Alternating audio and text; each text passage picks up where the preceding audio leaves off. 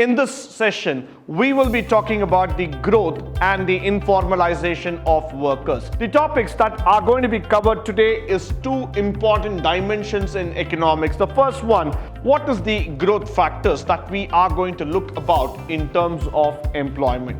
One of the objectives of development planning in India, when I'm going to talk about informalization,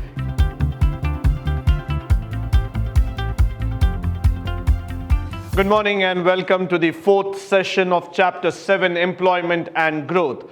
In the previous session, we were talking about the offices, firms, and the classification of the sectors in employment, basically the primary sector, secondary, and the tertiary sector. In this session, we will be talking about the growth and the informalization of workers. So let us go quick into the topics and try to understand the concepts in depth. Moving forward, the topics that are going to be covered today is two important dimensions in economics. The first one, growth and changing structure of employment. Definitely there has been some shift in terms of employment from 1991 to the current year. Informalization of the Indian workforce. So we are going to look into two new concepts, two new dimensions that is changing the economic landscape altogether. So moving forward, what is the growth factors that we are going to look about in terms of employment? Now, 50 years of planned development have been aimed at expansion of economy. So as we started getting independence and when we started making our 5-year plans, our agendas for development, we did understand that we made a point that we wanted to change India. We want to bring in a different dimension, a different identity to the Indian workforce altogether. And we always felt that some point we wanted everybody to get 100% employed so that our national income and employment has to be on the increasing foothold altogether. During the period of 1960 and 2000, the GDP of India grew positively, definitely yes, and was higher than the employment growth. That was a very, very definitive and a positive news altogether. 1960 to 2000, 40 years, 4 decades, we have been seeing that the growth of the GDP has been consistently on the higher side and better than the employment rate itself. However, there was always a fluctuation in the growth of GDP, and during this period, the employment grew at a stable rate of about 2%. Now, that is something that we need to look here. The GDP was constantly growing, say at 4, 5, 6%, but then we were getting the employment at 2%. So somewhere the employment was getting saturated, somewhere there was a stagnation, but we were able to overcome it, we were able to go forward, and that was one of the reasons how we were able to see the growth in terms of employment in India. Now, moving forward, during these years, we were also seeing a widening gap between the growth of GDP and employment. This was the factor which I was trying to talk about today. GDP growing at the rate of 6 to 7% and employment growing at the rate of 2%. Now, everybody will definitely have a question here trying to understand why is this gap? When the GDP is growing, that means employment is also growing. That means the opportunity should also grow. But unfortunately, the equations did not match in that manner. What happened here is that in the Indian economy, the sectors, we were not able to produce so much of goods. We were only trying to hold ourselves in the manufacturing sector. We were just coming up in the manufacturing sector, and most of the employment was not being generated. That means it was not being revealed, it was not being expertised altogether. So that is where you see that the scholars were able to refer to this phenomenon as jobless growth. That was a scenario, that was a stand where you will see that country was growing without jobs. So that's a very, very important phase altogether. That's a very, very important scenario altogether.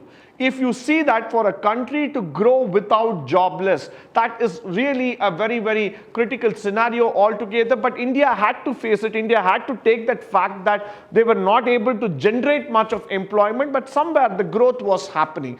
So far, we have now seen employment as a grown in comparison to GDP. So that is where, the change in the lesson also comes inside. We have seen that how employment was helping GDP to grow. Until now, we always felt and we always believed on the factor that it is because of employment, GDP is going up. It is because of job, the growth is happening. But now it is going on the other way around, where we need to know that the growth is necessary and how the growth pattern of employment and GDP affected different sections of the workforce. So somewhere down the lane, the equations were not coming up to the mark, but still growth was happening in the Indian economy. From this, we will also be able to understand what types of employment are generated in our country. So that is what I want you to learn, I want you to understand in this chapter. Till now, we were only talking about job growth and employment, but now we are going to talk about what kind of job, what kind of employment will actually drive the economy. So where is the driving force coming all together? Where is the growth underlying in the Indian economy? So moving forward, let us have a look into the two indicators that we have seen in this. One is the employment of the people and their status. So we have been talking about this very, very clearly. Once you are employed, whether you are a blue-collared employee or a white-collared employee, that provides you a status in the society saying that I am working in this company, I am working in this sector. So somewhere we were creating a social indicator altogether. We also know that in India is an agrarian nation, which means major section of the population live in rural areas and dependent on agriculture. So that's a known factor. Developmental strategies in many countries, including India, have been aimed in reducing the proportion of people depending on agriculture. So we were also trying to build up an alternative livelihood for people in the agriculture sector. We wanted them to just come out of the sector as soon as possible and try to adopt into the new sectors that are growing in the economy. Now, moving forward, in 1972-73, about 74% of the workforce was engaged in the primary sector. Just look at the comparison. 99-2000, this proportion declined by 60%. What a transformation. 74% in the year 72-73 in agriculture. Just look at the shift. 60% just takes a decline and hardly 14% is remaining in the year 1999 and 2000. What a transformation was that, which means to say that overnight, in a period of just 20 to 25 years, agriculture, which is like 300, 400 or probably even 1,000-year-old occupation, just got defeated by the services sector in 20 to 25 years. That was the power of services sector to overcome and attract all the major employment factors. So secondary and service sectors are showing a promising future to the Indian workforce. Today, if you go to the market and if you ask people what is the kind of job which you will be likely to look into, that would be definitely into the technology services. The attraction, the benefits, the valuation, the outlook technology is being able to give people, services sector has been able to give people, is something fantastic. People are not just happy with a brick and mortar job. People are not happy with a 9-to-5 job. People are not happy doing the same kind of manufacturing. But people are getting happy. People are getting excited with the services sector. Every day some innovation, every day some better delivery, every day there is some ideas opening up in the service sector through which people want to get in touch with the economy. So definitely secondary sector and the services sector are going to be the forerunner in terms of fetching employment in the next league altogether. Now, moving forward, one of the objectives of development planning in India, when I'm going to talk about informalization itself, is that we wanted to see India's independence to provide a decent livelihood to its people. When we came out of the clutches of the British, we wanted to see that every single Indian in this country will have a decent livelihood, will have an identity, will have a place to stay, will have a name, will have a societal status altogether. So we were not just interested in creating jobs. We were not just interested in raising the flag, shouting a slogan against the British and taking them out of the country. But we were interested in providing a very good status, a very good living condition for every person in this country. So what we wanted to see is that we saw the industrialization strategy as a way, as a roadmap to bring the surplus workers from agriculture to industry. We wanted the farmers to move away from that sector and come back to the industrialization, because that would give them a new opportunity to grow, and that would provide them a status like in the developed countries. We have seen that in the preceding section, that is in the previous section, even after 55 years, not to forget, of planned development, 3/5 of the Indian workforce depends on farming as a major livelihood. So somewhere down the lane, our approach towards transforming people was not that great success, but definitely I would say that we have been able to transform about 70% of the workforce out of agriculture towards industrialization and that of the services sector. Now, moving forward, economists also argue that they try to understand on this factor, the quality of employment has been deteriorating. This is quite a statement that needs to be worried or that needs to be looked upon. What is the quality of employment? Just because you are a graduate and you have done a specialization doesn't mean that you will just take up any job. You want to take up a job that is relevant to your education, qualification and skills. So what is the quality job that you are going to get in the market? If you take up any job that is available, the quality of output will automatically come down and the environment might not be supportive enough or conducive enough. Even after working for more than 10 to 20 years, there are some workers who complain back they don't get any maternity benefit, they don't get any provident fund, gratuity or pension. That is quite true. In many of the private sectors, even after spending 10 or 20 years, people are not getting the benefits as compared to the other sectors. So that's always a question of matter to be worried upon. Why does a person working in the private sector get a low salary compared to the same person working in that sector or in public sector? This is a very big question that we need to look into. In the current scenario, if you look in, the private sector is not able to pay as much of money as that of a public sector.